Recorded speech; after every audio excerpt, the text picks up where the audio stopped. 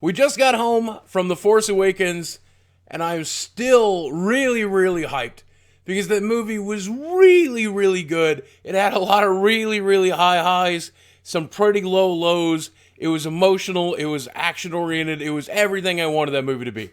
And no spoilers free, like straight up, let me tell you that I walked into that movie expecting it to not be good. I expected to be disappointed. I expected to have a lot of things to hate about it.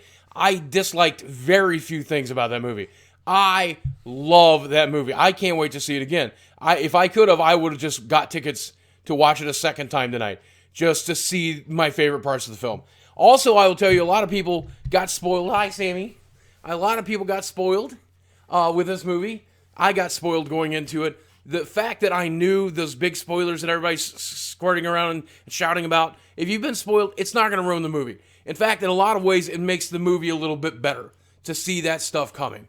But now, I love the movie. I love this movie. It was everything I was hoping would be, and more in some places. So that said, if you don't mind spoilers, I'm going to get into spoilers. We're going to do spoilers in 5, 4, 3, 2. Sammy, you can't kiss Daddy right now. You can't kiss Daddy right now. Daddy's making internet. Okay, last warning, spoilers. Let's talk about the things that I did not like first. I hated the way the movie ended to an extent because I feel that's been done so many times. You have a giant machine or giant planet or giant whatever, and you hit it in the weak spot and it explodes. I don't know why the Empire keeps building shit with weak spots in it. Like, that's so weird to me. Like, why? Is that just completely unavoidable in the Star Wars universe? I guess it is kind of unavoidable in real life. Everything has some sort of weak point, right? You know, even if it's just the weakest point. But why do they keep building machines that have, like, hit this one area and it'll explode? And they really had to work at it this time, rather than just, like, a little golf ball down a little chute.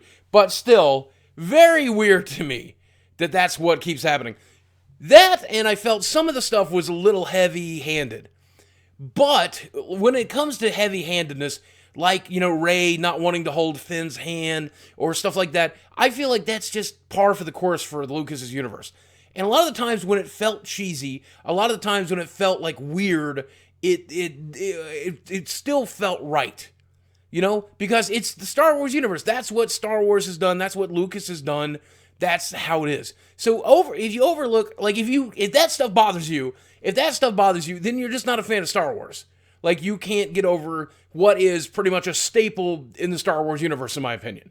And that's, you know, it's campy sometimes, it's silly sometimes, it's nonsensical, non-logical sometimes, but it's still very emotional and very interesting and very fun. And that's where this movie excels. Like, from the very first fight scene, when Finn gets marked with blood, right? And he gets his mask covered in blood. And they humanize a stormtrooper for the first time in the movie universe. It's so compelling. Like, it immediately makes you identify with that character and like that character. And just, like how he gets his name is so cool. And the actor is amazing at playing the role. And the character is well-defined and interesting and flawed and deep. And the dialogue in this movie, his dialogue, I'll talk about the dialogue in a second. Finn's dialogue is incredible. Rey's dialogue is incredible. And, like, one of the things my wife said, she's like, they're kind of ham-fisting how, like, independent Rey is, how she doesn't want to hold Finn's hands. And, like, even part of my brain says, well, that's kind of like a feminism thing, isn't it? But it's really not. Because if you think about the life that Rey has led, she was abandoned, right? And then she was stuck on this shitty planet. And, like, anyone who's ever tried to help her has wanted something in return. So she doesn't want anybody to help her. She doesn't want to touch anybody else. She doesn't want somebody to grab her fucking hand. She doesn't want to be saved. She wants to be her own person. Like, that's the character, right? And on top of that, she's innately powerful. And on some level, she has to know that. She has to know, I don't need anybody's fucking help. So I think that's really what it is. I don't think they're pushing some sort of agenda. Yes, the guy who's enslaved as a stormtrooper happens to be black. Yes, the big powerful character happens to be a female. I think if you read that into this, I think you're reading maybe too much into it. Or maybe not. But even if it's not, like, it's done so well, like, it doesn't bother me at all, at least with the first watch. And I obviously, I will watch this movie a second and third or fourth and fifth and thousandth time, I think.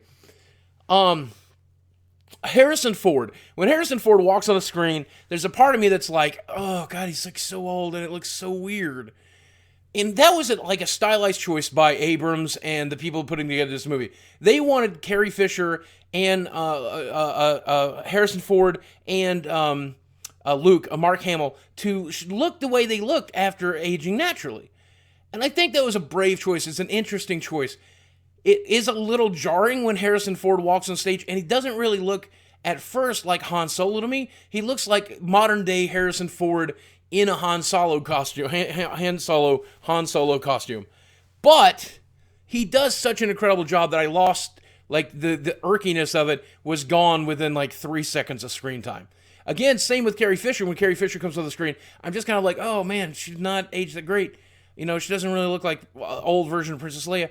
But she does, because that is what old Princess Leia would look like. They just didn't do any like CGI or makeup or plastic surgery or bullshit to do it. And she looks great. They all look great. If any of us could look half that good at their age, we would be very lucky people. But that's the only thing I did not care for in the movie. Chewbacca was adorable in this movie. He was such a great character. I thought BB-8 was going to turn out to be annoying, and he wasn't. He was adorable. He was endearing. He was a brave little fucking robot. He's a brave little droid. C-3PO only gets a little bit of screen time, but the screen time he has is incredible. His lines are great. Everybody's dialogue is great. That's something I want to talk about. The dialogue in the original trilogy is good, right? Like, it's not great, and there's some really great lines in it. I mean, some of the most quotable lines in history. Most of the lines for the prequels are bad, like really bad. Like, from my perspective, the Jedi are terrible. You are only hope. Like, so many terrible, cheesy lines in the trilogy, in the prequel trilogy. This movie has some incredibly quotable lines. And I cannot believe how well they were delivered, how well they were acted. There was even like an almost meta thing going on where the younger people had a much more natural feel to them, where the older crew, even like Chewie and the droids, spoke kind of the way they did in the original trilogy. I don't know if that's true, but that's the way it felt in my mind. I'll know more with the second or third watch. The big spoilers, the two big spoilers that everyone like circle jerks around and likes to spread around, you know, Kylo Ren is Harrison Ford's, or is Han Solo's son, and Han Solo gets killed by Kylo Ren. They telegraphed that so well in the movie, it didn't even feel like a spoiler anyway. Like, that did not change my enjoyment of the movie whatsoever. I enjoyed the movie from front to back, going into it knowing those two things. Kylo Ren as a character is amazing. And that's the thing. If you're trying to live up to Darth Vader, that's a really hard thing to do. And I think it's really cool that they wrote that into the script, because Kylo Ren looks up to Darth Vader as a hero. He wants to be as powerful and as strong as Darth Vader, and is afraid that he'll fail. How fucking cool is that? That, you know, that's got to be going through the actor's mind, and then the actor can portray that so well because he knows he can't really live up to that, or maybe he can, and maybe he will, and he has to try. And the scene, I teared up.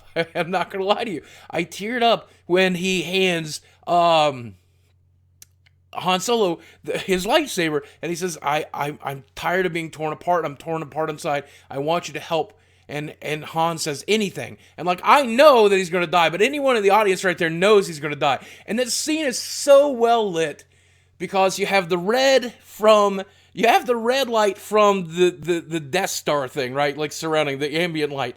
Then you have the blue light coming through the window from the clouds and the night sky. And so half of their faces are blue and half of their faces are red. And the machine becomes fully charged, so the blue light goes out. And it becomes solid red, and you know, right then, you feel it. Even if you don't consciously register it, like, that's the moment Han's gonna die. And he dies, and and he falls into the conveniently placed infinite chasm that's inside of all of these machines for some reason. But it's so good. And like, they cut to Princess Leia, and she's at the base, and she drops, and she doesn't overdo it, right? Like, that's the thing in the Star Wars universe. Everybody overdoes it. Like, no! But no, Carrie Fisher just, you can see it in her face. She's such a good actress. She does such an incredible job of showing that she can feel it, that she knows, that she can feel the pain. She's got to stay brave for it. Like, it's so good. It's just so good. Like, so much of this movie was perfectly done. The lightsaber fight, when Finn is trying to use the lightsaber, and, like, it's not like the prequel fights, which were all super spinny and dancy and bullshit. They are just hacking at each other. Just hacking away at each other. And slicing the shit out of each other. Like, they're landing hit after hit after hit. And, I mean, Finn gets tore to shit. And Rey, well, I guess she gets away pretty much unscarred. But Kylo Ren just gets brutalized. And there's the moment in the fight where obviously she'll kill Kylo, she has the chance, and the ground tears asunder underneath him. And like my wife goes, well, that's convenient, you know.